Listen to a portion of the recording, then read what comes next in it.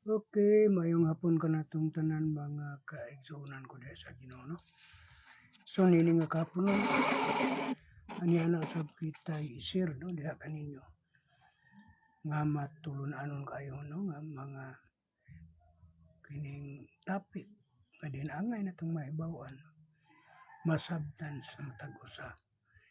Kanato no nga diin madugangan ang ato ang kaalam no pinaagi sa Banal Kasulatan. So ato magatunan karon ang kini mahitungod sa kangit-ngit no kung darkness. Apan kung dunay mga pagtulon-an nga sama niini, ano na usab kini opposite kini. Kung dunay kangit-ngit na ay kahayag. Okay. So ang ato ang main topic niini mga kaigsuonan ko atong verse mo kining mabasa nato sa Juan 8 versikulo 12. Miingon si Kristo dito, atong Ginoo, I am the light of the world. He that followeth me shall not walk in darkness, but shall have the light of life. No? Buti pasabot.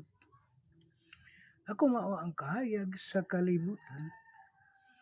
Ang musunod ka nako dili na magalakaw sa kangit-ngit, kundi magkabaton sa kahayag sa kinabuhi. So mo na iyang gipamulong no, sa Juan.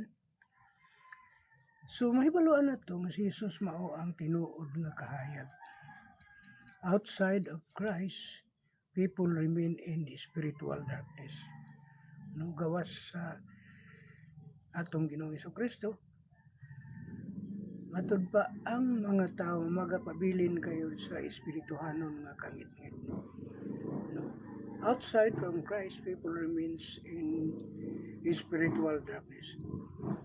Apan kung musunod kita kang Kristo, dili na kita magapabilin sa kangit-ngit, magpabilin sa sala apan magalakaw kita sa kahayag sa kinabuhi.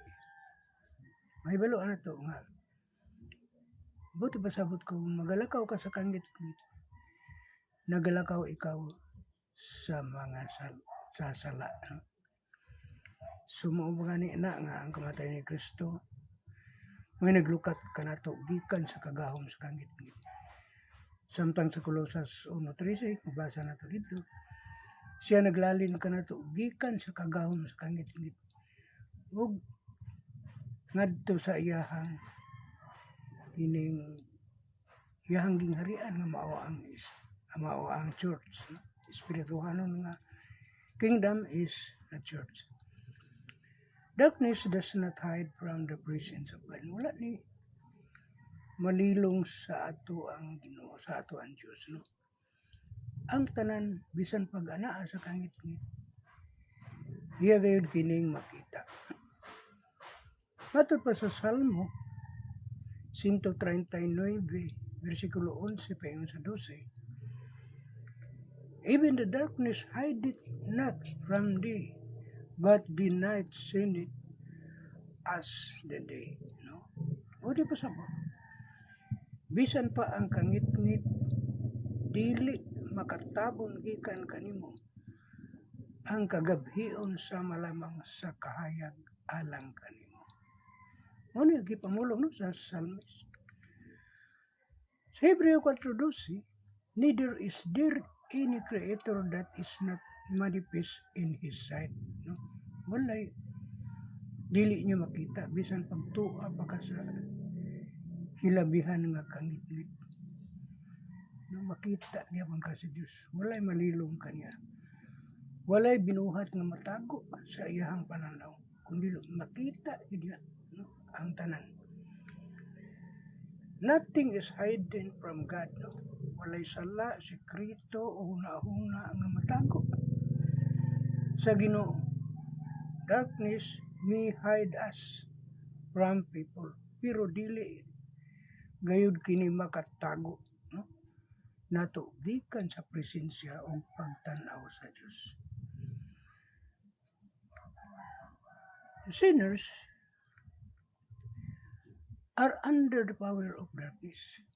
No, ang mga makasasala, under ka na siya sa gahom sa kangit-ngit. Ganitong akong gimin kaganina, no? Ikot na ko kaganina ang Colossians 1:13. Mingon dito, who hath delivered us from the power of darkness. So siya, naglalin ka na to, gikan sa kagahom sa kangit-ngit, and hath translated us into the kingdom of His dear Son.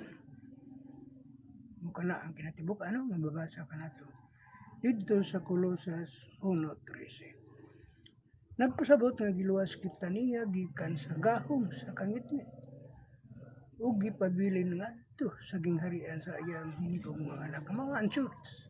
Mukha na answers. Gingharian sa iyang hinigong mga anak. For ye were sometimes darkness, but now a real light in the Lord. O, di ba sabi? Kiniadto kamo kangit-ngit apan karon kahayag na kamo sa Ginoo. Kahayag na kita karon sa Ginoo. Buka na ang tinuod mo kaigsunan, mga na itong mahibaw, Now, ang tao nga wala kang Kristo, sa gahom sa kangit-ngit. Sin separate us from God.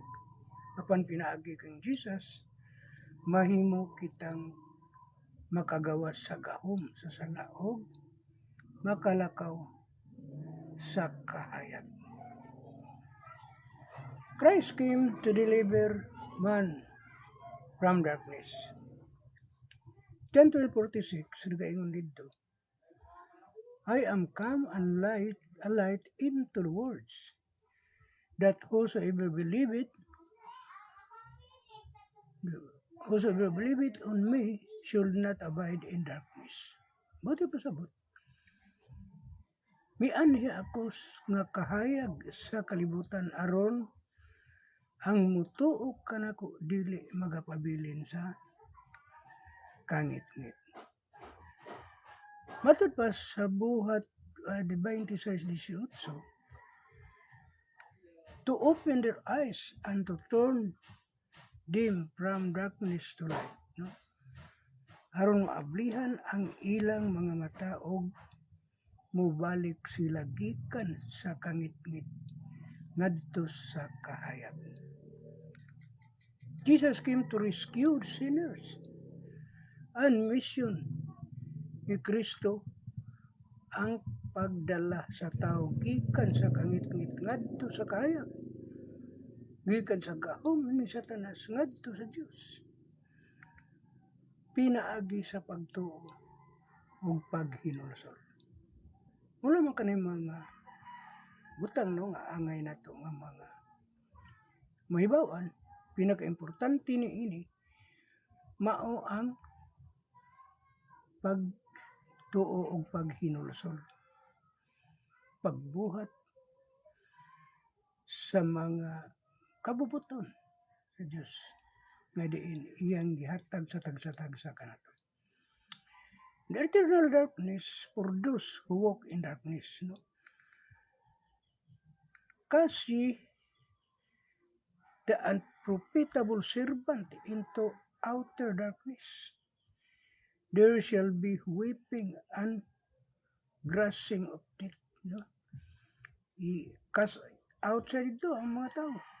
I-cast out, matod pa sa Mateo 25, versikulo 30 na. I-cast out dito sa unprofitable servant unto outer darkness, ito sa gawas na gud sa kining grabe na gud kahit ngit, no? Yun siya. Cast ye the unprofitable servant. Ilabay ninyo siya ngadto sa gawas nga kangit-ngit. Dito adunay nagpanghilak o nagpangagot ang ilang mga ngipon. Tungod sa kasakit, kainit nga walay katapusan. Kalayo nga walay pagkapalong. Unya ang imong lawas po, gialid-an na sab ka ng kanang incorruptible body nga dili na sa mamatay. Unya ang kalayo pud nga na imutangan nimo dili na pud mapalong, wa po'y pagkapalong. So kanunay kang nagaantos sa kainit. Unya eternal punishment pa na siya, walay pagkaputol na nga panis. Kanunay na. Sumuna angay na to nga malikayan ta nga maadto ta dito, no? Kinahanglan magmahinulsulon kita kanunay kay ang tao karon makasala mo gyud. No dili man gid nato pugnan ang sala. Bisan gani sa ato ang panan-aw sa atong sinultihan nakasala na kita. So manang dunay repentance. No, matag adlaw before you going to sleep. Repent please and pray unto God and repent. No? Mo kanay pinaka-importante. Alang kanila gitagana ang labing mangitngit nga kangitngit hangtod sa kahangturan. Okay. 40. Those who reject Christ, kadtong nag-reject ni Kristo. Yung mga tao nga wala mutuo ni Kristo, nagpasabot nga iyang gi-reject si Kristo. Sumatod pa, those who reject Christ and continue walking in sin, face eternal judgment. No? Nag-atubang sa walay katapusan na hukom. No?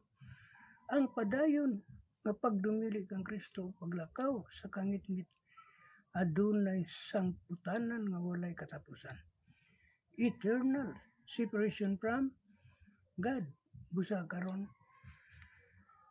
pa lamang, kinahanglan mo dawat na kita kang Jesus Kristo na mao ang kahayag sa kalibutan.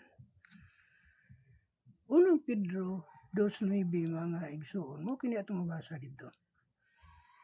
That ye should show forth the praises of him who hath called you out of darkness into his marvelous light. Buti pasabot, gitawag ka mo gikan sa kangit-ngit ngadto sa iyang kahibulungan nga kahayag.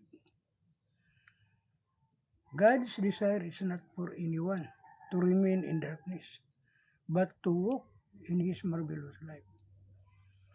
Ang tawag sa Dios mao ang pagbiya sa sala, pagtuo kang Jesus Kristo o pagkinabuhi isip mga anak sa kahayag. Choose the light, follow Christ, and walk daily in His truth. Maayong hapon ka natong tanan. Ang Diyos makapanalangin unta sa iyahang pulong o hinaot ko nga daghan kita nga magalakaw sa kahayag niining panahon na karon. Dagang salamat o God bless ka natong tanan.